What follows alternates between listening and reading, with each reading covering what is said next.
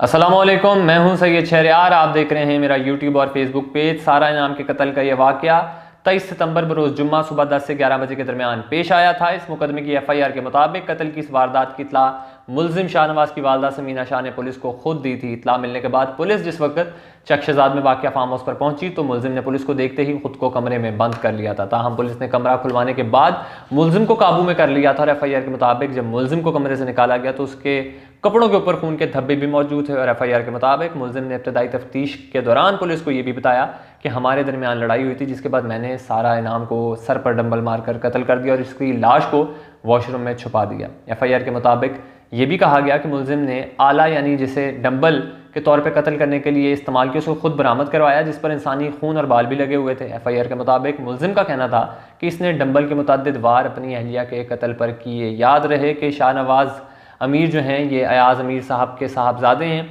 जिन पर यह इल्ज़ाम था कि उन्होंने अपनी अहलिया को सर पर डंबल मार के मुतअद्दिद वार करने के बाद उनको जान से न सिर्फ मारा बल्कि उनकी लाश को वॉशरूम में बाथटब में छुपा भी दिया। इसकी जो डिटेल्स हैं वो आपके साथ शेयर करेंगे। मरकज़ी मुलजिम शाहनवाज की जो है आज जज नासिर जवेद राना की अदालत में जो है उसकी समाअत हुई है उनके केस की, जिसमें उन्होंने ये कहा है कि मेरे और शाहनवाज जो हैं उन्होंने ये दावा किया है कि मेरे पर जो इल्ज़ामात लगे हैं वो गलत हैं। मज़ीद ये भी कहा कि जुलाई 2022 में सारा नाम अपने वालदैन से बग़ैर पूछे मुझसे निकाह किया उसने और मेरी अहलिया और वालदैन जो रिश्तेदार थे हमारी वो हमारी शादी से खुश नहीं थे। शाहनवाज अमीर ने ये भी कहा कि वाक़या जो है जिस दिन पेश आया उस दिन सारा मेरे घर आई, वालदा ने हमारे लिए खाना बनाया, हम तीनों ने खाना साथ खाया, खूब गपशप की, फिर सोने चले गए। रात को सारा नींद से उठकर वॉशरूम गई, मैं तब सोया हुआ था। 7 बजे सुबह नाश्ता लेने F8 मार्केट चला गया। शाहनवाज अमीर ने यह भी कहा कि 9 बजे जब वापस आया तो सारा कमरे में मौजूद नहीं थी। ढूंढने पर सारा इनाम ने जो है जब ढूंढा उन्हें तो वो बाथटब में गिरे हुए देखा। जब मैंने सारा को देखा तो उनकी मौत वाक़या हो चुकी थी, जिसके बाद मैं डर गया, वालदा को बताया जो दूसरे कमरे में थी। मुलजिम ने कहा कि वालदा समीना शाह ने वालिद अयाज अमीर को चकवाल कॉल करके वाक़े के बारे में बताया। पुलिस पहुंची तो मैंने तमाम वाक़या उन्हें बताया, लेकिन मुकदमा मेरे ही खिलाफ दर्ज कर दिया गया। मज़ीद ये भी कहा कि मेरी फैमिली के खिलाफ मन घड़त झूठी कहानी बनाकर मुकदमा दर्ज किया गया। मेरे वालिद अयाज अमीर सहाफ़ी हैं, पाकिस्तान तहरीक इंसाफ के हक़ और PDM के ख़िलाफ़ बोलते थे। वालिद की वजह से हमें इंतकाम का निशाना बनाया गया। मज़ीद ये भी कहा कि सारा इनाम बाथरूम में स्लिप हुई, सर पर बाथटब लगा और मौत वाक़या हो गई। मेरी गैर मौजूदगी में किसी नामालूम शख्स ने मेरी अहलिया को कत्ल किया होगा। शाहनवाज अमीर ने भी कहा कि पुलिस ने जानबूझकर मेरे घर की CCTV फुटेज नहीं निकलवाई। अदालत ने सारा नाम कत्ल केस की समाअत 1 नवंबर तक मुलतवी कर दी है। इसके बाद मज़ीद जो डिटेल्स हैं वो शेयर करेंगे। आज आरिफ अलवी साहब जो हैं वो भी मैदान में कूद पड़े हैं। उन्होंने अपना बयान दिया जिसमें उन्होंने कहा कि इमरान खान आज भी मेरे लीडर हैं, सदर ना होता तो जेल में होता।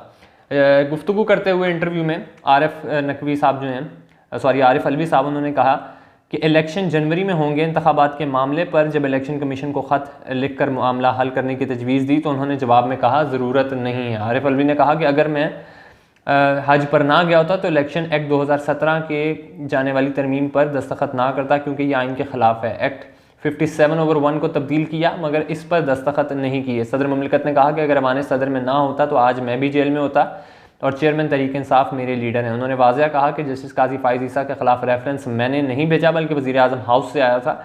बाद में वज़ीर-ए-आज़म जो हैं उन्होंने रेफरेंस भेजने से इनकार किया। सदर ममलिकत ने मज़ीद ये भी कहा कि पार्लिमानी निज़ाम से अमकान रहता है कि हुकूमत मुद्दत पूरी ना कर पाए तो पाकिस्तान बड़ी मुश्किलात के साथ जमहूरी के रास्ते पर आया है।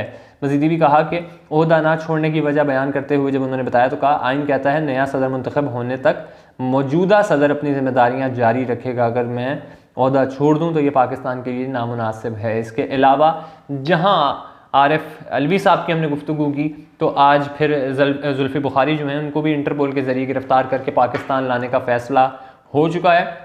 वज़ारत दाखिला ने FIA को जुल्फ़ी बुखारी के रेड वारंट जारी करने के लिए इंटरपोल सेक्रेटेरिएट फ्रांस को दरख्वास्त भेजने की हदायत की है और कहा है कि PTI के रहनुमा के खिलाफ 18 मार्च को थाना गोल्डरा में इंसदाद दहशतगर्दी एक्ट के तहत मुकदमा दर्ज हुआ था, जिसके बाद वो बैरून मुल्क मुकीम हैं।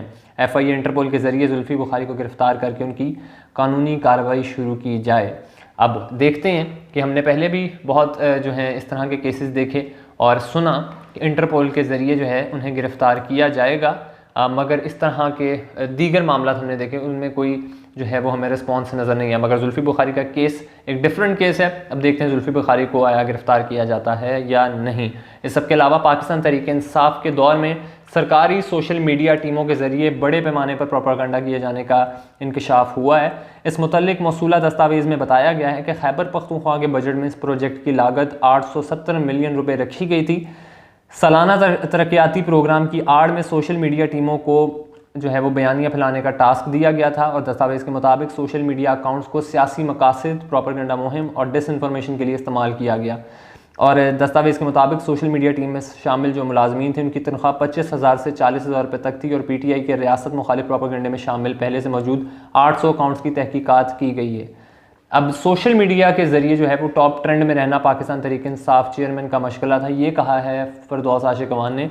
इस सब के बाद और इस हवाले से फिरदौस आशिक अवान ने बताया कि कौम ने देखा जिसको चुना वो हज़न बज़न बन के ख़जाने के ज़रिए इस्तेमाल करता रहा। KP में सोशल मीडिया सेंटर बनाकर पाकिस्तान तहरीक इंसाफ के चेयरमैन इमरान खान ने मुख्तलिफ फ़ंड्स का गैर इस्तेमाल किया और एक शख्स ने ख़ुद पसंदी की और तरजीह दी और 870 मिलियन रुपए जो हैं वो ख़ुद खर्च कर लिए। मज़ीद ये भी कहा कि 30 से 40 हज़ार तनख्वाहों पर नौजवान को प्रोपेगेंडा करने के लिए मुलाजमत दी गई।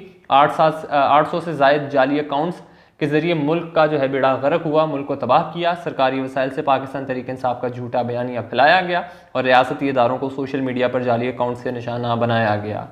तो ये अकाउंट्स आपको ना सिर्फ ट्विटर पे, फेसबुक पे, इंस्टाग्राम पर, टिकटॉक पर, हर जगह आपको ये अकाउंट्स इस तरह के नज़र आएंगे जो काम सिर्फ़ और सिर्फ गलत इंफॉर्मेशन फैलाने का करते हैं।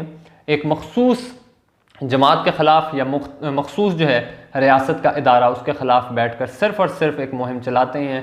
उसको जिस तरीके से ट्रेंड पर लाया जाता है वो भी हमें पता है। मुख्तलिफ हैशटैग्स का इस्तेमाल करके उस चीज़ को टॉप ट्रेंड पर लाया जाता है और हर बंदा उसको बैठ के शेयर करता है। जिन 800 अकाउंट्स की बात हुई, ये 800 के 800 लोग बैठकर यही काम करते रहे। हर पार्टी ने अपने बैठे बैठे मीडिया सेल्स बनाए हैं और जिसका दिल करता है वो दूसरी पार्टी की किरदार कशी शुरू कर देता है। ठीक यही काम पाकिस्तान मुस्लिम लीग नून और पाकिस्तान तहरीक इंसाफ दोनों ही करते रहे हैं और दोनों अपने अपने काम में बहुत आला हैं।